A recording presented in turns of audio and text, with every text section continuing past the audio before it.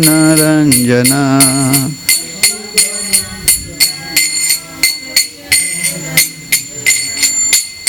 Jamuna Tira Vanachari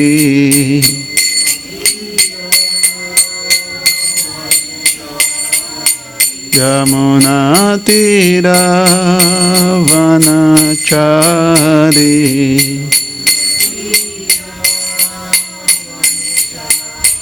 Jamuna Tira Vanachari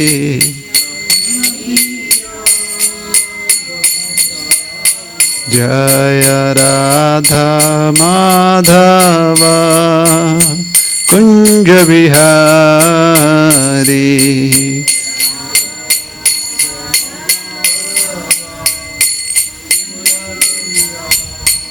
Jaya Radha Madhava Kunja Vihari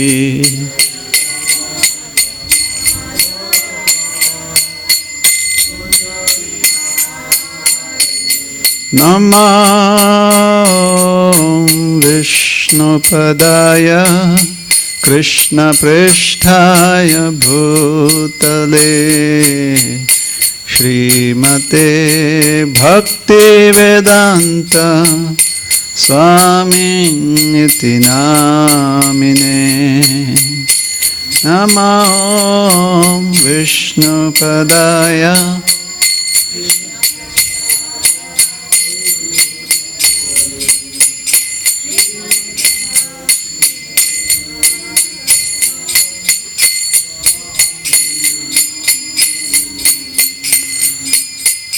Namaste Saraswati Deve Gauravani Pracharine Nirvishesha Shunyavadi Paschatya Deshatarine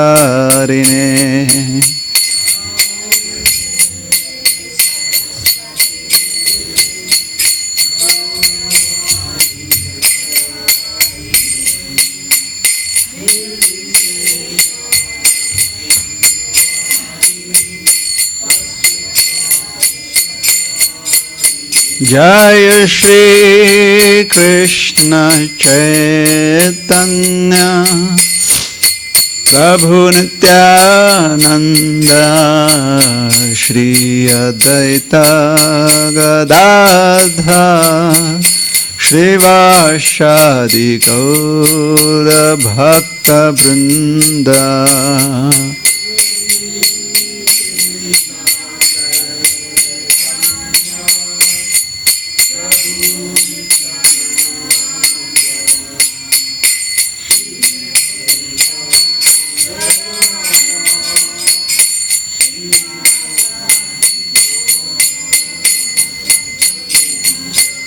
Jaya Shri Krishna Chaitanya Prabhu Nityananda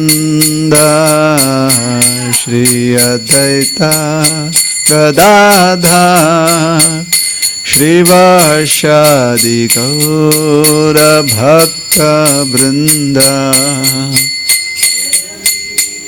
Krishna Chaitanya Prabhu Nityananda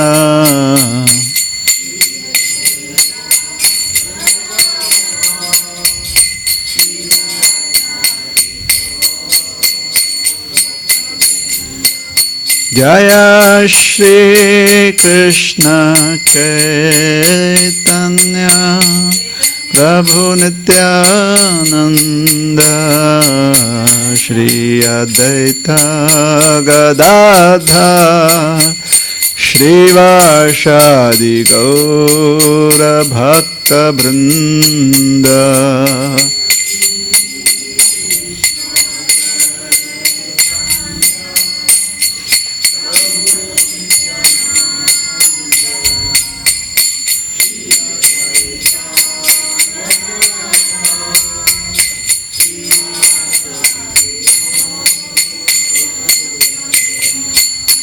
Hare Krishna, Krishna Krishna, Hare Hare, Hare Rama, Rama Rama, Hare Hare. Krishna, Hare Krishna, Krishna.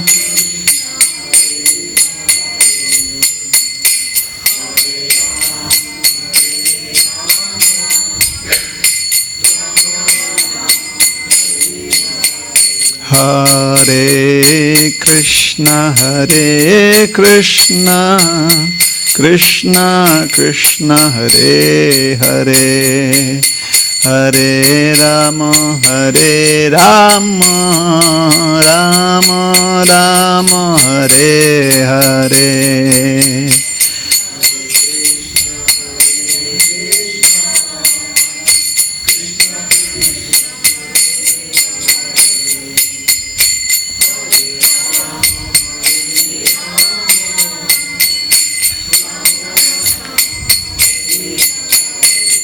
Hare Krishna, Krishna Krishna, Hare Hare, Hare Rama, Rama Rama, Hare Hare.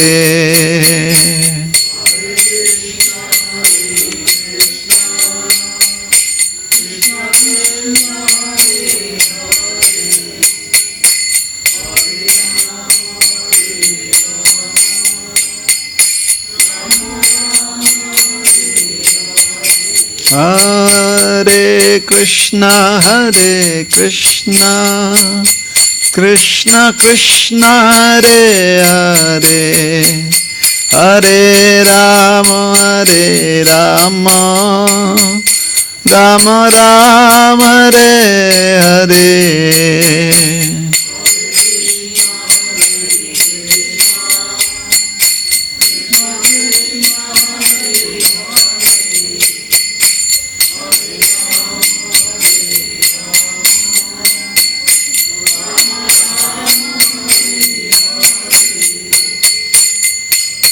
Hare Krishna, Krishna Krishna, Hare Hare, Hare Ram, Ram Ram, Hare Hare.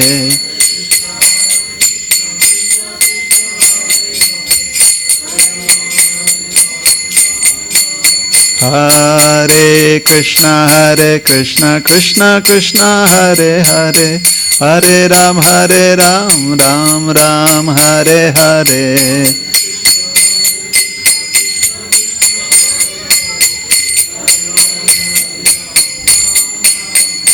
Hare Krishna, Krishna Krishna, Hare Hare, Hare Rama, Rama Rama, Hare Hare.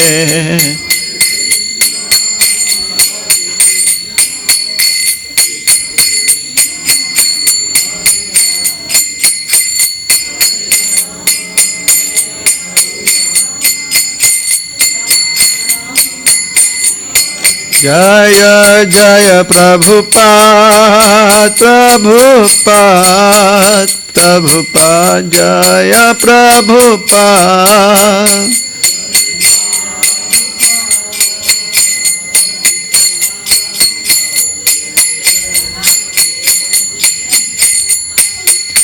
Prabhupada, Jaya Prabhupada.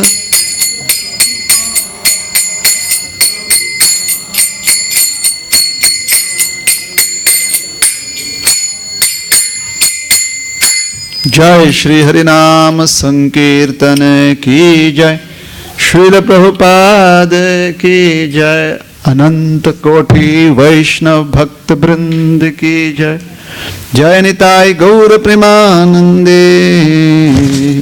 All glories to the assembled devotees. All glories to the assembled devotees. All glories to the assembled devotees. All glories, all glories, all glories to Shri Shri Guru and Gauranga.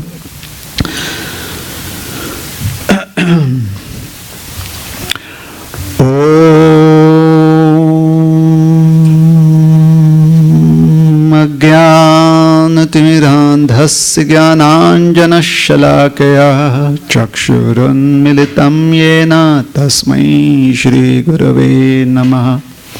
Shri Chaitanya Manobhishtam Sthapitam Yena Bhutale Swayam Rupa Kada Mahiyam Dadati Swapadantikam.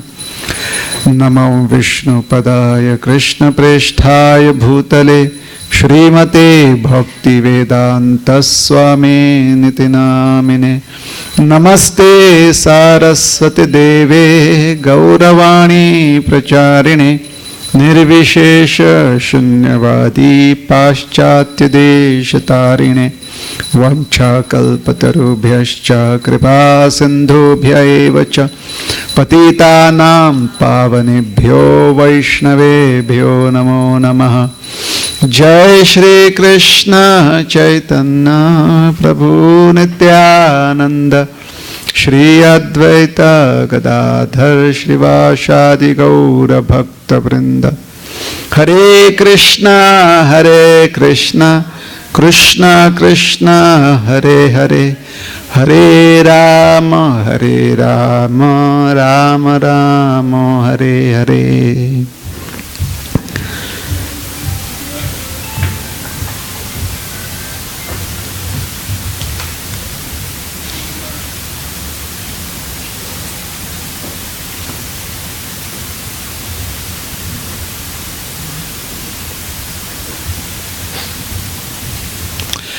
Hare Krishna. Hare Krishna. Hare Krishna. Good evening, everyone. So we are ready for the third session.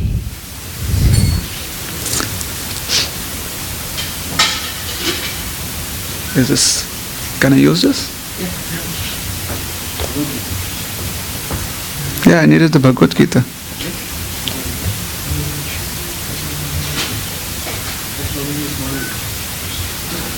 That's the selected verses. No, it's the selected verses. Is there Bhagavad Gita? Yes. Thank you.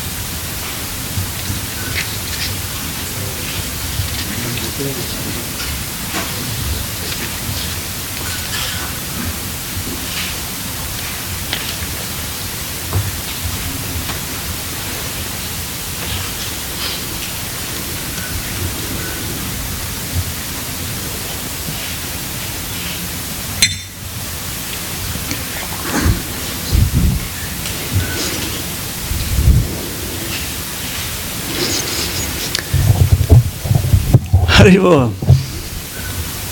কেমন আছেন? Sorry ভালো কৃষ্ণের কৃপা।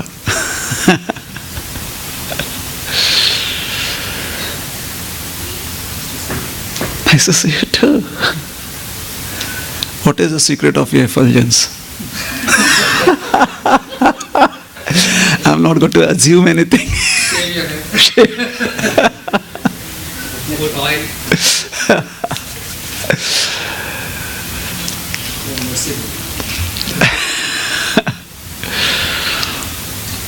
Thank you. So there are various instances in the Puranas where, without anticipating what could be the result of their words or actions, great personalities have made assumptions, and somehow or the other they have had to take back their words, or they have had to somehow readjust the situation. Sometimes some of them have also received many negative reactions. Yes, bro?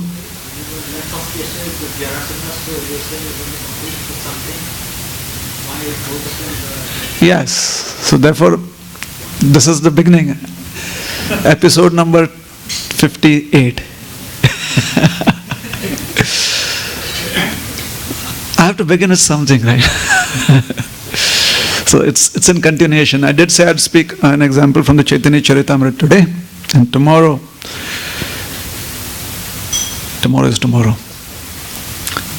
So there are various instances, as I was saying, in the scriptures where people have made assumptions, great personalities have made assumptions.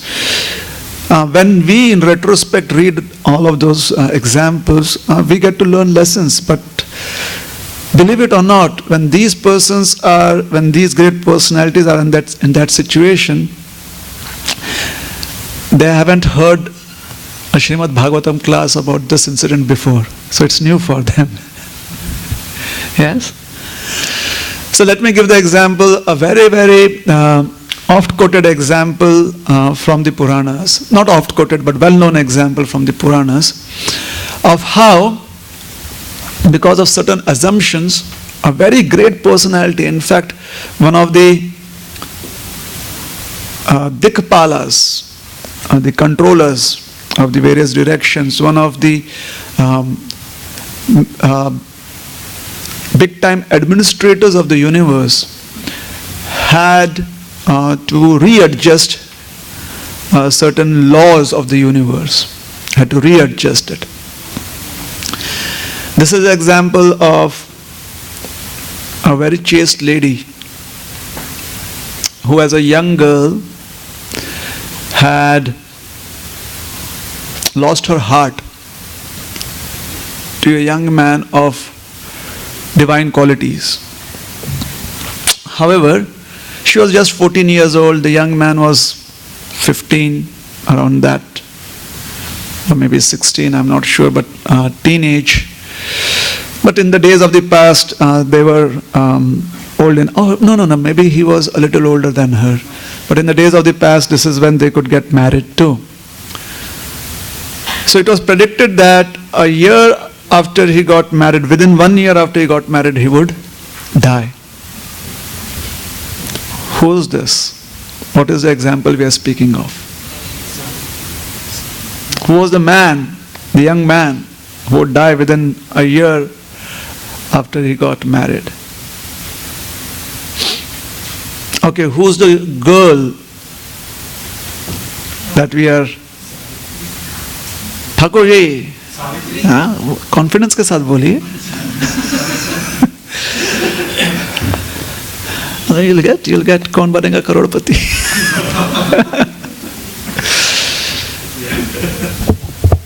Satyavan was a young Brahmana boy, a young man. He was so well qualified, the perfect son, the perfect student. And Savitri was the young lady, the young girl, she was the daughter of a king. She was visiting the ashram of a sage. And seeing the divine qualities of this young man, Satyavan, she lost her heart to him. And she approached her father and she said, this is how it is possible that you fall in love even in Vedic times, but there's a protocol that civilized young girls and boys follow. So she approached her father and she said that I would like to get married to this young man. So father was very happy because he could see that the young man had a bright career. Maybe not as a king, but at least as a brahmana. So he approached the sage, and the sage said there is a problem. In his chart it is written that within a year of his marriage he will die. So this was conveyed to Savitri, and she said that already since I have given my heart and my mind to this young man, it would be unchaste if I do not marry him and get married to someone else. So this is in the past where your thoughts could also give you reactions. You know, if you have a good thought, you get a pious thought, then you get the credits for that pious thought. And if you have a sinful thought, if you have wrong ideas, then you get reactions with that too. But in Kali Yuga, fortunately none of that works. Well, if you have a good thought, please keep it. If you have a bad thought, shift all delete. Yes, delete that thought. It is helpful. So anyways, she said that because I already have accepted him as my husband in my heart, in my mind, in my consciousness, therefore I don't mind. It's within a year since our marriage, so at least I'll be able to serve him for 1 year. Please get me married. So she got married. And exactly 365 days to the dot after his marriage, who came visiting her? Who came visiting her? No, he didn't. Death came. Yamaraj comes later on.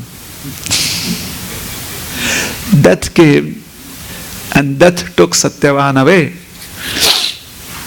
So the body of Satyavan was there lifeless, and Savitri was sitting next to him in a yogic pose waiting for something to happen. Because she wasn't performing the funeral rites, Yamaraji became concerned. And he personally arrived there. And he told that, and she could see him. He said that, all right, now I have to take him away. He actually took the body of Satyavan away. Can you imagine Yamaraji taking the body of Satyavan away? But this was his subtle body. He took his subtle body away. He tied a noose around his neck and he started riding his buffalo, and Satyavan was walking behind him. Not exactly around his neck, but he had tied his hands so he could walk behind him. He was going to take him to his kingdom, and there he would pass judgment on him. But his subtle body needed to reach Yamaloka, the kingdom of Yamaraj. So Savitri started following him. Savitri started following her husband. So Savitri still had all the ornaments that, or she had all of her decorations, her paraphernalia that is normal for a married woman to use in order to decorate herself. So she had a bangle, she had her anklets, so that started ringing, her ankle bells were ringing. They're making some sound. So Yamaraj turned back and he saw this young girl following him. And he said, why are you following me?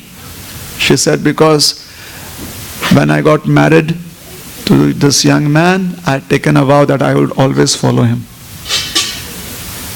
Well, the young man that you took vows for is back there in the ashram. She said, if he's back there, then why doesn't he walk, talk? Why isn't he alive? Therefore, that is not the man I got married to. This is the man I got married to. I did not get married to the body, I got married to this specific personality. So Yamaraj said, young lady, this is not possible. Don't worry, very soon I'll come visiting you also after a few years and I can bring you to Yamlok. She said, no. I know that you'll be coming to visit me. I am not afraid of that. However, my vow is to follow my husband in his footsteps. So now Yamaraj was in a dilemma because she was quoting scripture and Yamaraj could not stop her. He could not say that the scriptures speak wrong. So Yamaraj thought that how long would she walk? He hadn't anticipated that not only she could walk a long distance, but she could actually by the dint of a chastity, she could actually do transplanetary travel. So as Yamaraji was taking the body of Satyavan, his subtle body, to the subtle level, the subtle planetary systems, Savitri was following him. This amazed Yamaraj. So Yamaraj, he knew that she could not be stopped. So he thought that he would bribe her. He assumed that if you give sufficient bribe, this lady would be happy. So he said, I am very pleased with you and therefore I will offer you any benediction. Yamaraji was assuming that she would be happy and she was. She said, thank you very much. I accept your benediction. I accept this opportunity that you have given me, that I can ask you for a benediction. So Yamaraji felt satisfied. There, everyone falls for this trap. Offer them something attractive and they fall for it. So he had a big smile. He says, yes, little one, what benediction would you want? She said, please let me have a wonderful child. I would like to become a mother. Yamaraji said, oh, all blessings to you.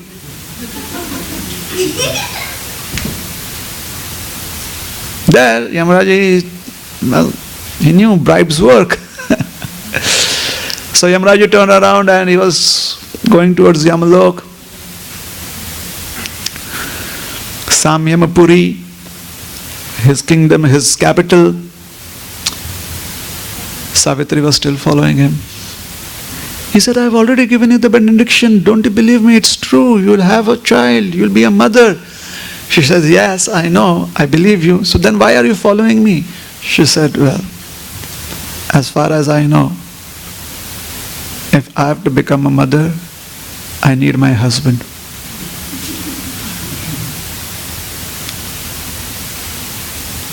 Now Yamaraji, he couldn't give her the wrong advice. That is not correct. So now he was in a dilemma, and he was in this dilemma because of his assumptions. He assumed that if he would offer a benediction to her, he would be free of her. Well, ultimately, Yamaraji had to make adjustments in the laws of the universe, at least for Satyavan. He gave her back Satyavan. So this is a very celebrated story from the Puranas. So Satyavan and Savitri, they lived a very happy life in Krishna consciousness. Beyond that, there is no historical reference to them, so sorry. I cannot say how happy.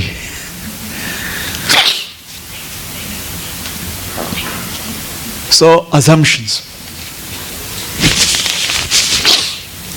Did you like that example?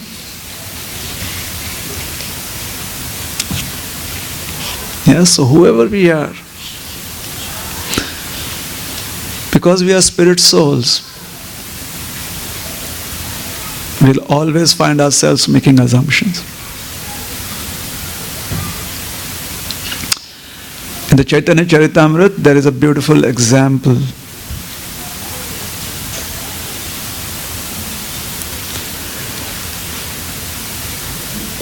In the Antilila, Krishnadas Kaviraj Goswami, the author of the Chaitanya Charitamrita, describes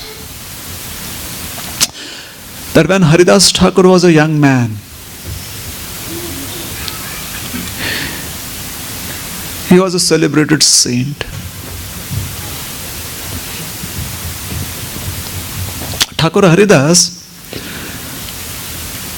was born in a family which in those days did not have the facility to be Krishna conscious because of the social system and norms. If you are born in a particular family, sometimes just because you are born in that family and because of the customs that you have adopted, it becomes difficult socially to practice Krishna consciousness. But this young boy, at a very early age, when he was just a boy, he left his home and he would associate with saints. And from them, he would hear about Krishna and he would hear about the holy names of the Lord. And he became so attracted to the holy names of the Lord that constantly he would chant, Hare Krishna, Krishna Krishna, Hare Hare, Hare Ram, Ram Ram, Hare Hare. Constantly he would do that.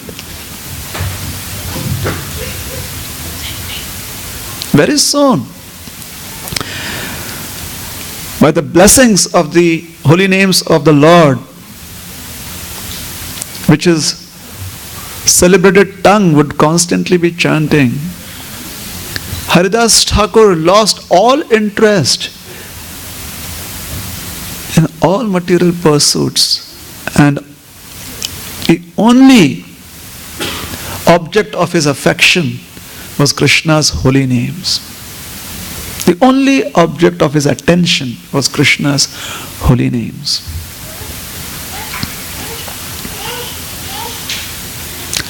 He would travel places. He would always try to seek solitude so that he would be able to chant Hare Krishna with attention and love. He came to a place known as Benapol.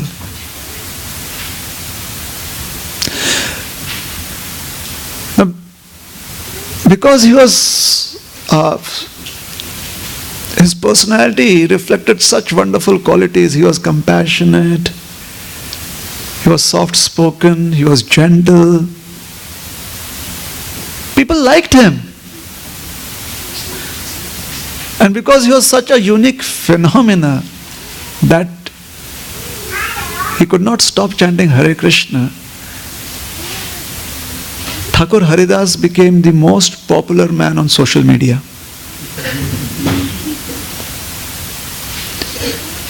Haridas Thakur was trending on social media, on Twitter, on Facebook. Hashtag Haridas Thakur was the most popular hashtag ever in that time. That was how popular he was. At a very young age, he was loved by each and every one. In Benapol lived a celebrated personality. He was born in a Brahmana family. He had been raised with good manners and a good culture. He had been equipped with tools that allowed him to understand scriptures deeply. And because of his understanding of scriptures and because of his good upbringing, he was always helpful towards people. He would assist them in their rituals. He would give them understanding of the scriptures. He would counsel people. He was quite famous in Benapur. His name was Ramachandra. And because he was so famous in Benapur, and people looked up to him as a leader, he was conferred the title of Khan, a great leader. So Ramachandra Khan was a popular gentleman in the city of Benapur. And Haridas Thakur was visiting Benapur. Thakur Haridas took one look at the city, and he decided that he would seek shelter in the forest, which was right on the outskirts of the city. And therein he found a small cave in the forest. And that is where Thakur Haridas stayed. The Chaitanya Charitamrita describes that his cave mate was a huge snake.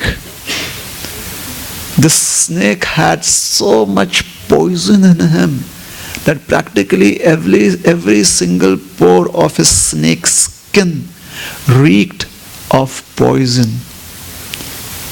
And this poison spread in the atmosphere of the cave. And the cave for any other ordinary mortal being was very suffocating. In fact, it would appear to passers-by that there were fumes of deadly poison coming out of the cave. Thakur Haridas did not mind it, because he had the perfect antidote to any poison in this world: the holy names of the Lord.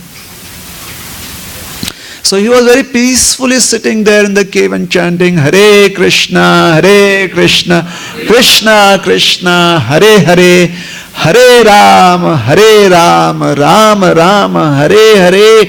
And people from far and near wanted to come and seek his blessings, but when they would approach the cave, the fumes prevented them from approaching Haridas Thakur. Haridas Thakur was completely unaware of the effect of those poisonous fumes. But the snake understood. The snake understood that because of his presence and him contaminating and polluting the air within the cave, many sincere souls who were wanting to come and visit Haridas Thakur could not do so. So one day the snake slithered out of the cave and was never seen again. And then people started flocking to Haridas Thakur. The news reached Ramchandra Khan, and Ramchandra Khan, when he heard that Thakur Haridas was becoming so popular, he felt insecure. He thought, this young man wants to usurp my position. He wants to be called the Khan, the great leader.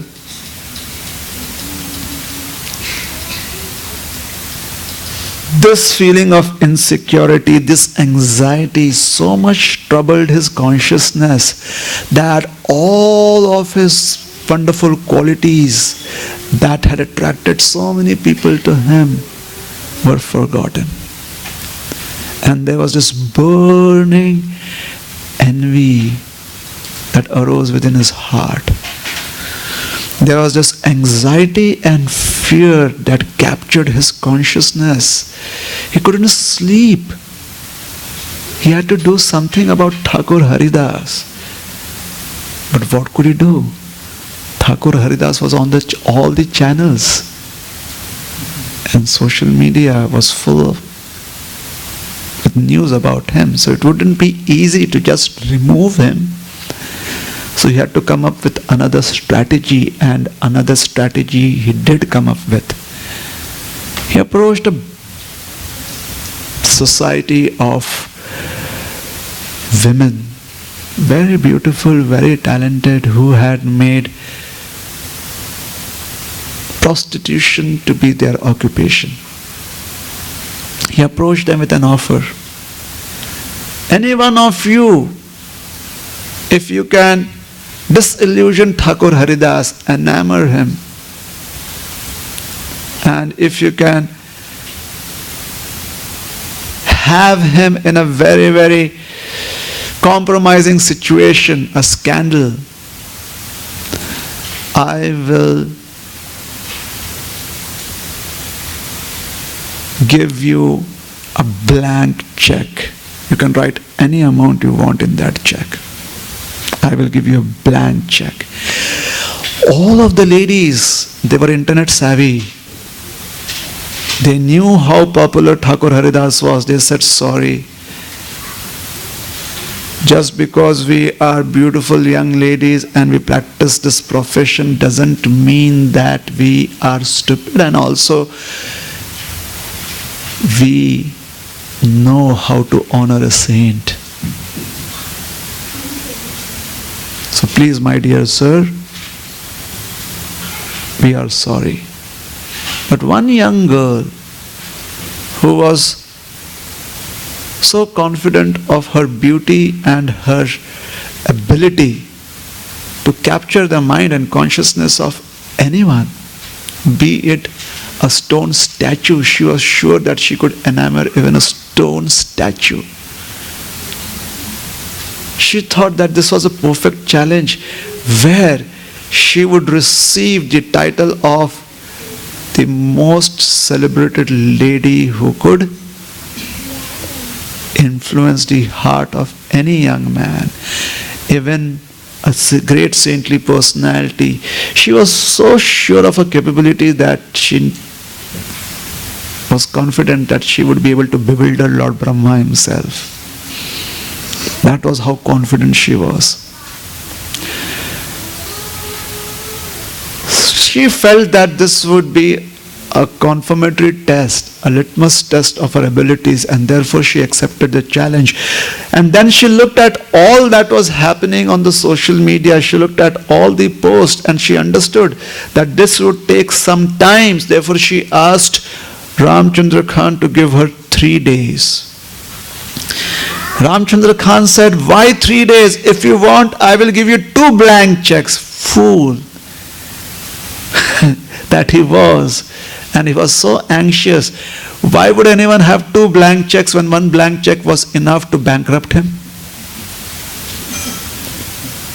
But he was so eager that this be done as early as possible, ASAP, that he said, I will give you 2 blank checks.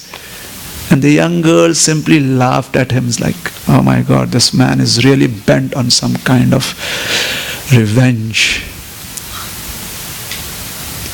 He said, don't worry, give me 3 days. He said, all right, should I put my CCTVs, cameras everywhere? She said, not now, 3rd day. He said, okay, I'm ready. You just call me at the right moment. We'll come with the cameras and we'll upload it immediately, live transmission. So she said, all right. So she went to the cave of Thakur Haridas. And there she found that in front of the cave there was a beautiful plant of tulsi. She offered obeisances to the tulsi plant. She circumambulated the tulsi plant. And then she saw the beautiful, effulgent form of Haridas Thakur. And she offered her obeisances to Haridas Thakur. And she was so awestruck. And she was so attracted by his beautiful personality, his persona, that for a moment all she could do was drink in the transcendental form of this wonderful saint. That form got embedded in her consciousness. However, intent to prove something about her ability was so deeply rooted in her heart that she immediately approached Haridas Thakur and started a conversation with him. In a very, very attractive, seductive voice, she said, "Oh great saintly personality, you are so young. I am also a young girl. We are here in this beautiful forest. The atmosphere is completely conducive. As a saintly personality, I beg you, please remove my distress, because saints remove the distress of people who are in distress. They have compassion on them. So kindly remove my distress. I have this burning desire to enjoy with you, and this is causing me so much distress. Please have compassion on me and fulfill my desire." Thakur Haridas looked at her with such compassion in his eyes. He looked at her. And those eyes, with that deep compassion in them, the young lady, she couldn't ever forget those eyes. It mesmerized her. Thakur Haridas, in a gentle voice, he said, "I understand what you are saying.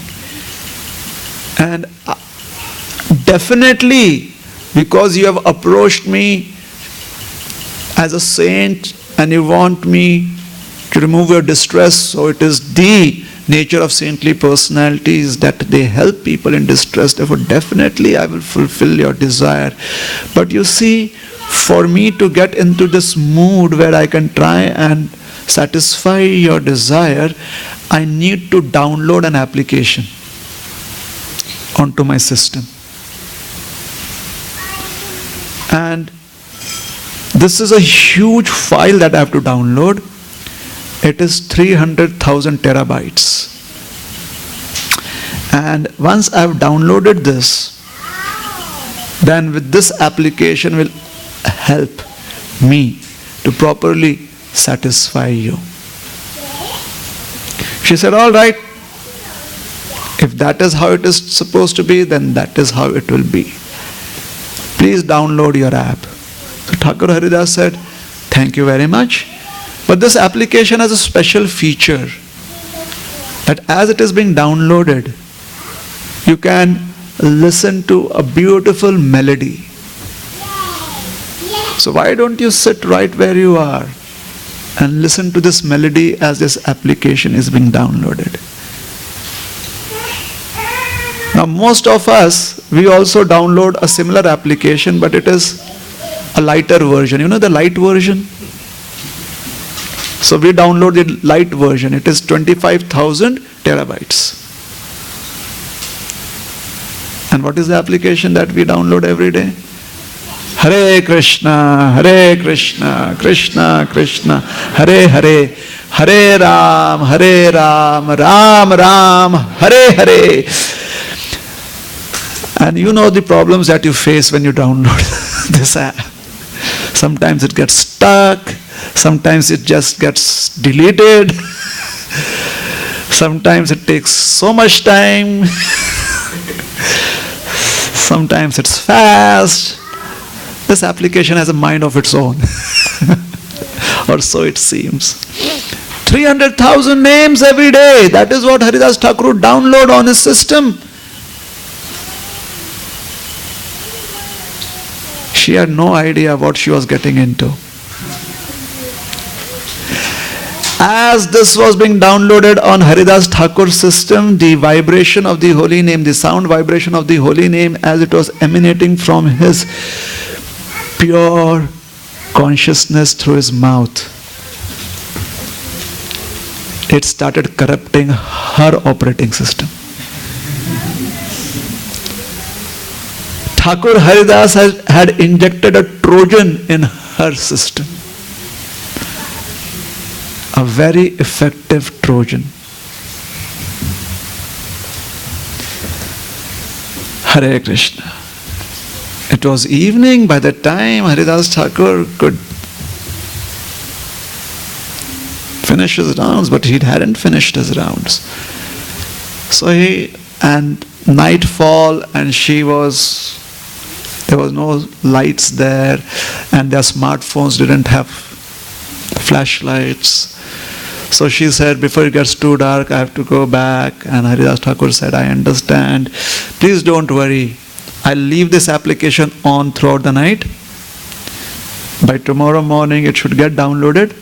Please come tomorrow morning and everything will be all right. So she said, all right, oh great saint, oh Swamiji, I'll come back tomorrow. So she comes back tomorrow. The next day. And Thakur Haridas, he turns to her and says, you know, this is India, the internet connection is really bad. Yesterday I almost finished downloading it and there were just a couple of megabytes left, and suddenly the connection was broken. So I have to re-download it today. And unless until I really download it, I am not going to be equipped to try and fulfill your desire. So please be patient enough, sit down. And you know, there's a wonderful melody to it, so you may want to hear it. Now the entire night, the young lady, she could not forget those compassionate eyes that gazed on her. So today she had no idea why she was in such a very compliant mood, but she was very compliant. She said yes. She offered obeisances to Tulsi. She had already offered obeisances to Tulsi plant. She had circumambulated the Tulsi plant. She had offered obeisances to Thakur Haridas. She sat down right there, and Thakur Haridas started chanting, Hare Krishna, Krishna Krishna, Hare Hare, Hare Rama, Rama Rama, Hare Hare. Obviously the app wasn't downloaded till evening, so she had to go back again. Haridas Thakur promised her, please come the other night, tomorrow morning. And as she was leaving, the melody would not leave her head. And she could not forget the beautiful form of Haridas Thakur. And slowly she couldn't understand why she was falling in deep love. This wasn't what she was supposed to do. She was falling in deep love with the melody. She had no idea why that was happening. The next morning, she came back to the cave. Thakur Haridas, she offered obeisances to Tulsi plant and circumambulated Tulsi plant. She offered obeisances to Thakur Haridas. She sat down and she said, I think the net connection wasn't right yesterday night. Are you going to download the application again? And he just smiled and she said, I am ready to. And by the end of the third evening, her OS was completely corrupted. Not only that, but he had converted her from a Microsoft operating system to an Apple operating system. The one that never crashes. Too many freebies. She was free from it now. She fell at the lotus feet of Haridas Thakur. She begged forgiveness and she said, please forgive me. I had come here to malign you and your reputation. Thakur Haridas said, I already knew. You see, there's a particular personality who is always my eternal well-wisher. The Lord in my heart. He had already informed me that there is some danger, and then I saw you. I understood why you had come. But then I thought that maybe you have some potential. I saw a spark in you. And was inspired to fan that spark of devotion. Now, shave up your head, apply oil. No oil.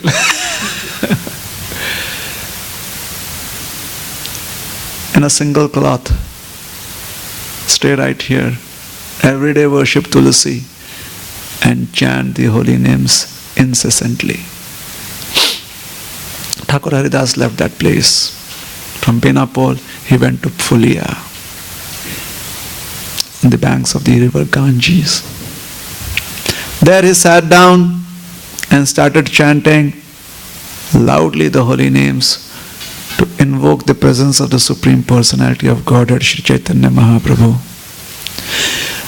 The young lady, she spent the rest of her life in her cave simply chanting Hare Krishna, and the locals and visitors from far and wide would come to take her association and her blessings and seek guidance and instructions from her. And Ramchandra Khan, he was so angry. He felt so let down. He was so much full of envy that he didn't know what to do. And finally he found a way to let out all of his negative emotions. He offended Nityananda Prabhu. And he, his family, his property, his wealth, his village, everything there was devastation. 3 personalities. Each one of them making assumptions. There's Ramchandra Khan. His assumption is Thakur Haridas is a charlatan. His assumption is that Thakur Haridas at such a young age, if he is becoming so popular in the name of saintly practice, then the only reason he is doing it is because he wants to become famous, he wants prestige, and here he has come to challenge my position, because here I am the most famous personality. He assumed that he could destroy the reputation of Thakur Haridas. He assumed that his power and his wealth could buy anyone who would destroy the character of Thakur Haridas. That was his assumption.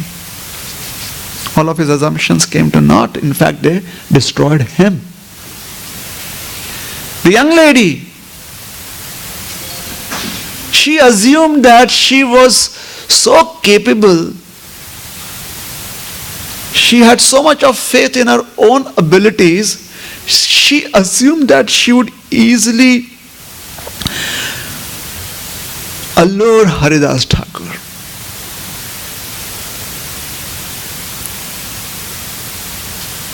She assumed that she would completely capture his mind and she would lead him into infamy.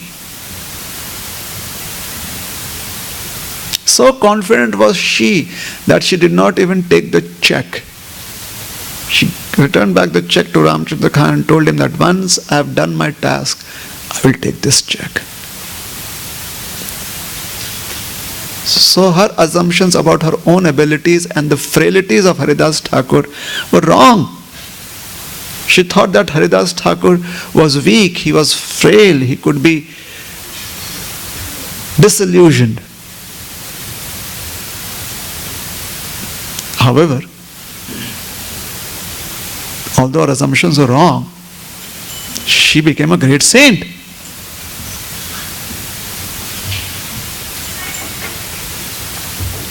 Haridas Thakur.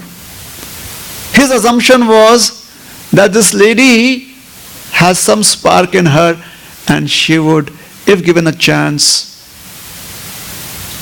use that potential that she has and she would develop into a saintly personality. That was his assumption. And his assumption turned out to be correct.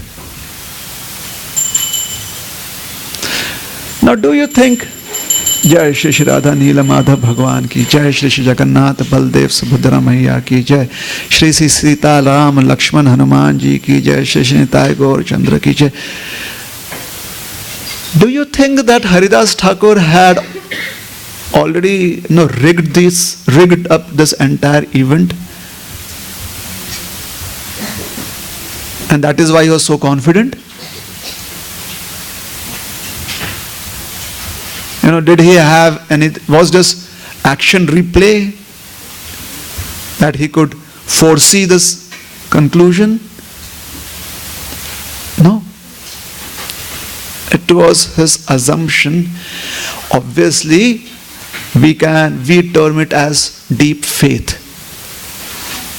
But what is deep faith?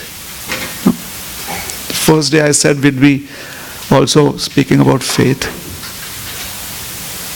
Faith means assuming that the person or the object that we have put faith in will not fail us. That is faith.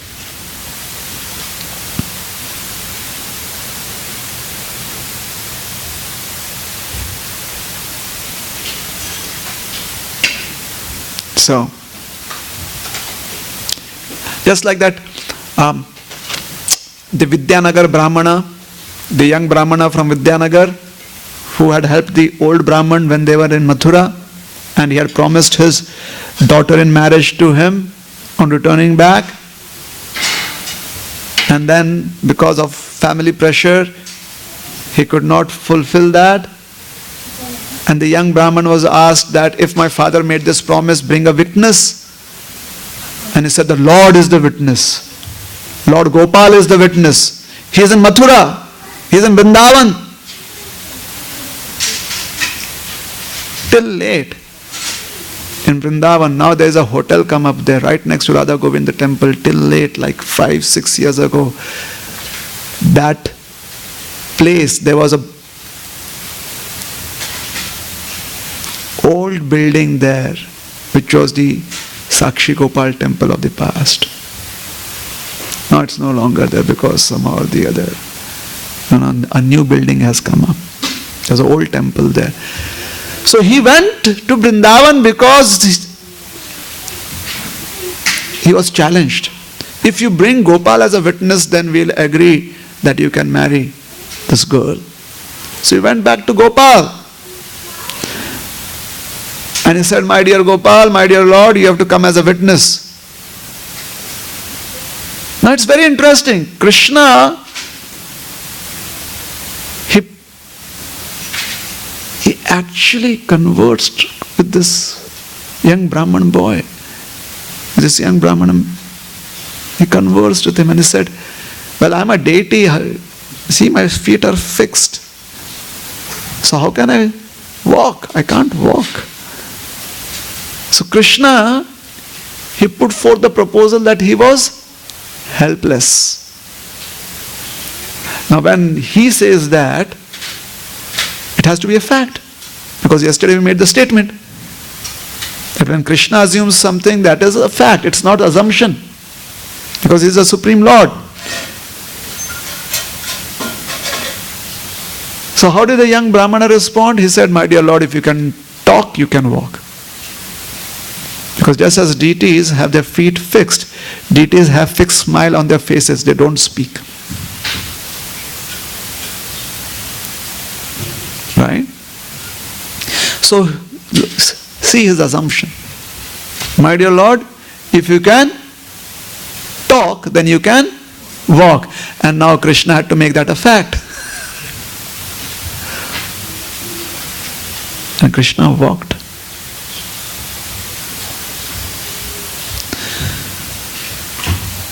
So 3 people making 3 different assumptions. Yesterday, we spoke about Jarasandha and Bhimasen both making assumptions. Jarasandha made the wrong assumption, Bhimasen made the wrong assumption. Bhimasen is a devotee. Jarasandha is envious of Krishna. Jarasandha met his death and liberation. Bhimasen, he got the opportunity to turn towards Krishna and correct his assumptions. Today, in today's example, Ramchandra Khan is envious, he is destroyed. Haridas Thakur, correct assumption, He makes the right assumption and the lady becomes a saint. The lady, she makes a wrong assumption. She is not a devotee. Yesterday Bhimsen was a devotee. Today's example is a little different.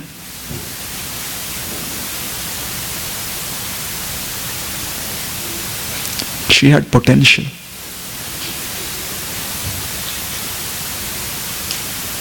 What was her devotional potential? How is it that a devotee makes assumptions which can sometimes be wrong? How is it that someone who's come with ulterior motives makes assumptions which are wrong, but both get an opportunity to correct the assumptions? What is it that takes one to receive an opportunity to correct our assumptions, to make the right assumptions where previously we had made it the wrong assumptions? How is it that some people make assumptions that are right and it helps them, and how is that some people make assumptions that are wrong and it destroys them? If you want to know the answers, come tomorrow. So tomorrow is a day where we'll conclude. Any questions? Any comments? Reflections? Yes, Prabhu. So Prabhu, I heard that along with this lady who was sent by Ramchandra Khan, is there also another instance where Maya Devi herself was sent to attract Haridas Thakur? I remember hearing it in some lecture. And what else? What else did you hear? Basically, I thought there were two separate instances. Yes, okay. True? I wanted to clarify. Can you throw more light on it? What was the other instance? Where Maya Devi herself wanted to see how strong Haridas Thakur is in his devotion service. So Maya Devi herself came as a beautiful lady and trying to attract Haridas Thakur. And again, she also faced the same experience like other ladies in by Ramchandra Khan. I may be wrong. I just want to understand whether it's true that there are two separate instances or just one instance of a lady trying to distract Haridas Thakur. Anyone like to throw light on that? It's the same instance? You heard it is different? There are two instances. One is mentioned, I think, in Chaitanya Bhagavat, and one is in Chaitanya Charitamrita. One time Maya Devi came and one time this. Okay. Any other comments on this? What Prabhu has mentioned? No? So either it has to be the same instance or it is a different instance.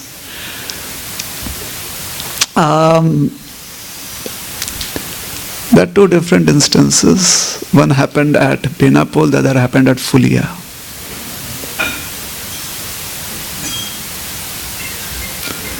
At Fulia, it was Mahadevi who had come to test Thakur Haridas. At Benapol, it was this young lady who had come on the behest of Ramchandra Khan. Well, Mahadevi did not really want to test him.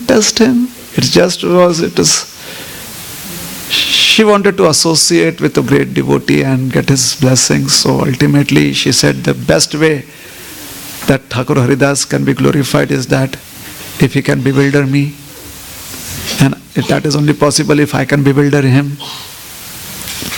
I can try to do that. So she came and Thakur Haridas said, "Oh Maya Devi, why are you all alone? Where is Lord Shiva?" Not like that. Yes. He told her, "Please sit and let us chant Hare Krishna." But what is definitely mentioned is that she took initiation in the Krishna mantra after that. Mayadevi took initiation from Haridas Thakur. She received beads from Thakur Haridas and she promised From today onwards, I will chant 16 rounds of the Hare Krishna Mahamantra every day on my beats, and I'll follow the 4 regulative principles. That actually happened. She took initiation from Haridas Thakur. Is that all right? Did I say it correctly? Places where this is. Yes, thank you, you're right. 2 different instances, yes. Any other question?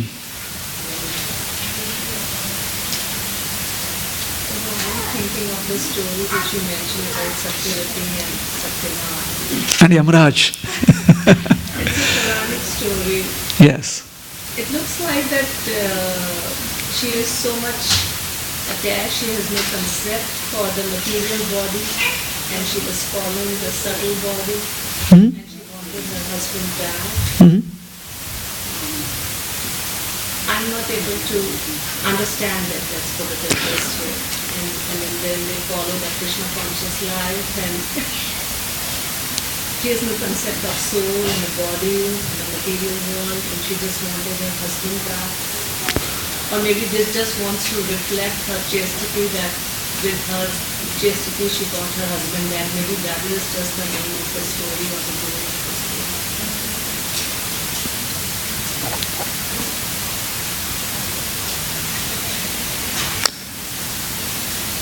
Yes, the Puranic stories, they are explained in such a way that they can reach out to a wide variety of people who have different levels of, who are on different levels of spiritual emancipation, spiritual development. And all the levels can be benefited. All the different categories of people can be benefited from the Puranas. It just needs to be understood in the proper way. From the very external point of understanding, very, very gross understanding, this explains how one must try to be faithful to the norms that are there and adopt them, the norms that are there in a civilized society. Because civilized society basically is aiming for liberation. At least that. That is what a civilized society does. Liberation from the cycle of birth and death. And therefore in a civilized society, that is the base level. Above that will come other levels of spiritual understanding. This is the minimum that is there in the civilized society. Therefore Prabhupada said, in India, if you ask even an ordinary panawala, who are you? He'll say, I'm spirit soul. Because that is the basic understanding. Although they appear to be totally uneducated, and the Panwala also believes in liberation, that ultimately if I don't perfect my life, I'll take rebirth. Therefore I have to remember to perfect my life. I have to do charity, or I have to go to the Ganga, I have to visit holy place. Something he'll have that will give him liberation. So that is what Puranic stories do. The same Puranic stories will also hint at a subtle principle, or a principle that is not directly visible by the general mass of people. And that is that if one has accepted a qualified person as a husband or a wife, and if one is understanding one's duties as a wife or a husband, then performing those duties can help us go beyond the normal norms of the universe. And again, it aims at liberation only. It is not that she just wants a husband, but she wants to be able to serve him sufficiently so that she becomes purified. Why? Because that is her Patni Dharma. Her Patni Dharma demands that she serve. And according to the norms of a civilized society, it is best that she serves her husband. Because then the husband has, to the best of his ability, be a wonderful spiritual master for her. Yes? So that is the Pati Dharma. Generally the Pati Dharma is not spoken of much. Somehow there's a lot of stress on. So the Pati Dharma is to be able to guide people. And the best way that one will be able to protect and guide others is when the husband protects and guides the wife. That is how the norms of... Otherwise one will go out searching for who can I guide, and there will be chaos. Otherwise somebody will go out searching, I have to fulfill my Patni Dharma, or Stri Dharma, and they'll look out for what about you. So it is a chaos. So it's been arranged that there's a husband, there's a wife, you serve. That service purifies one because it is done not to the object of one's service, but it is done to satisfy one's dharma. And dharma rakshiti rakshitaha. You do dharma, you protect dharma, dharma will protect you and purify you. Yes? So that is another level of understanding of the Puranic stories. Practice your dharma properly, be situated in your dharma, your constitutional position, and purification will happen. And another, a much higher level is that if one is chaste in accepting the principles, one is pure and committed in accepting the principles of the scriptures in a civilized society, then even if the opportunities are taken from one, we can get it back. We can get back those opportunities to serve. Which means that there may be situations in our life where we may lose our commitment. There may be situations in life which technically we may go away or we may fall away. But if we are chaste, we do not give up our commitment, and somehow we lose the opportunity because we are sticking to our commitment, because we are being chaste, the opportunity will come back to us to render service. Yes? But this principle is very helpful in pure devotional service. Because to expect a sadhaka, a sadhana bhakta to immediately, be completely pure is a little phantasmagoric. To expect that we are going to stumble could be an easier reality to understand. To stumble and accepting that as a reality is not complete. To think that we are going to, today chant, today practice, and tomorrow in one day it will be zip zap zoom, that may be a little phantasmagoric. However, to be able to get up after we stumble and hold on strongly to the rope of service, that is, here is a wonderful example of that. So one must, because chastity, commitment gives us or purifies our intelligence, and intelligence helps us to understand how we can reinstate ourselves, how we can get back even after, or we can get up even after stumbling. Yes? That is why Srila Prabhupada said that it is not amazing that how many people come to the movement or how many leave the movement. What is amazing is how many stay in the movement. Because they are the persons who have the ability to stand up again and again and again, because they are committed. They have made commitments. Is that all right? So that is the lesson we can withdraw, we can take from these Puranic stories also. At the same time, for the general mass populace, it is helpful if you can at least the base understanding of civilization, civilized life is offered to them. Is that all right? You are welcome. Anything else? Thank you very much. Hare Krishna. Srila Prabhupada ki jai. Gaura Bhakta Brinda ki jai.